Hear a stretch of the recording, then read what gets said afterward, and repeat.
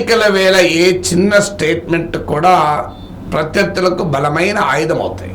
అందులో కాంగ్రెస్ పార్టీకి ఉన్న ప్రత్యేకత ఏంటంటే ఆ నాయకులు ఇలా ఆయుధాలు మోడీకి ఇస్తూనే ఉంటారు.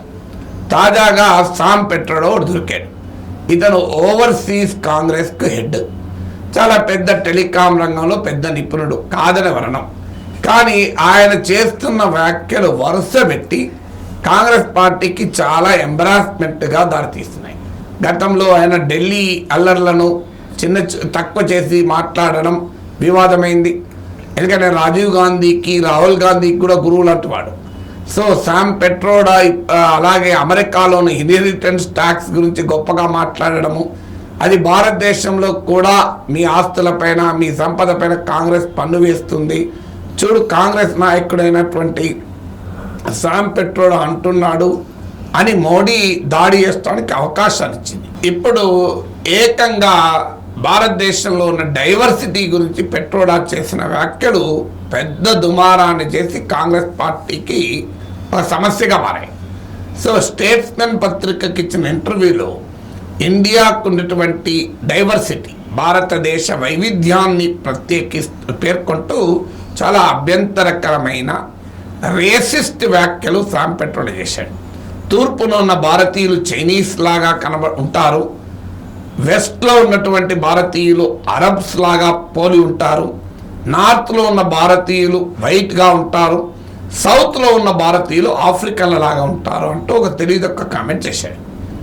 ఆయన డైవర్సిటీ గురించి మాట్లాడడం కరెక్ట్, కానీ దానికి ఇచ్చినటువంటి ఒక పనికి మాలిన దివాలా కోరు ఉదాహరణ ఇవాళ కాంగ్రెస్ పార్టీని ఒక తీవ్రమైన ఇబ్బందులు నెట్టేసింది.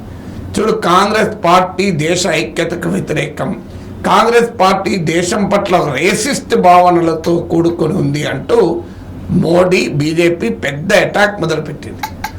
దీన్ని ఇలాంటి ఎమోషనల్ ఇష్యూస్ పైన చాలా ఆచితూచి మాట్లాడారు. ఉద్దేశం ఏమైనా కానీ ఉద్దేశమైనా భారతదేశ డైవర్సిటీ గురించి చెప్పడం, celebrating the diversity of India మాట్లాడడం అనేది దాని ఉద్దేశం కావచ్చు. కానీ తీసుకున్న ఉదాహరణ ఏమైనా అర్థం ఉందా? ఎందుకు తూర్పున ఉన్న వాళ్ళు చైనీస్ లాగా ఎందుకుంటారు అంటే చైనా వాళ్ళే అస్సాం లాగా ఉంటారని అనొచ్చు కదా. సో ఈ భారతదేశంలో భిన్నమైనటువంటి స్వభావాలకు కలిగిన భిన్నమైన కల్చర్స్, రిలీజన్స్, రూపురేఖలు, ఇలా అనేక ఆహార అలవాట్లు, ఇది ఒక భిన్నత్వమైన దేశం. దీన్ని చైనాతోనో ఆఫ్రికాతోనో అరబ్ దేశాలతోనో యూరోపియన్ దేశాలతోనో పోల్చవలసిన అవసరం ఏమైనా ఉందా? సౌత్ ఇండియన్స్ ఆఫ్రికన్ లాగా ఉంటారా? అందువల్ల it is factually incorrect, politically ఇంకా ఇన్కరెక్ట్. సో పెట్రోడా ఈ వ్యాఖ్యలు చేశాడు అంటే కాంగ్రెస్ పార్టీకి పెట్రోడా భూతం పట్టుకున్నట్టుంది. బహుశా ఈ భూతం ఎన్నికల వరకు కాంగ్రెస్ పార్టీని ముంచేంత వరకు పెట్రోడా భూతం వదిలేటట్టు కనబడతలేదు. చాలామంది నాయకులు ఈ రకమైన అభ్యంతరకర వ్యాఖ్యలు చేస్తారు. ఇది కాంగ్రెస్ పార్టీలో ఉంటారనుకుంటే పొరపాటు.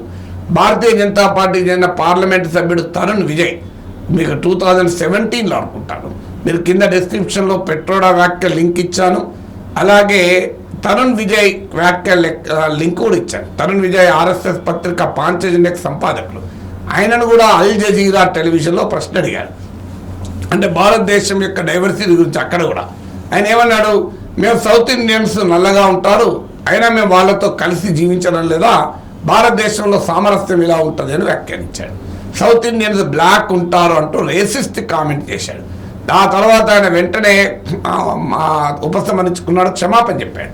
ఆ మాటకైతే సామ్ పెట్రోడా వ్యాఖ్యలపై కూడా కాంగ్రెస్ మాకు సంబంధం లేదు, ఈ వ్యాఖ్యలు మేము అంగీకరించమన్నాడు. కానీ ఈలోగా జరగాల్సిన డ్యామేజ్ కూడా మాత్రం జరిగిపోయింది.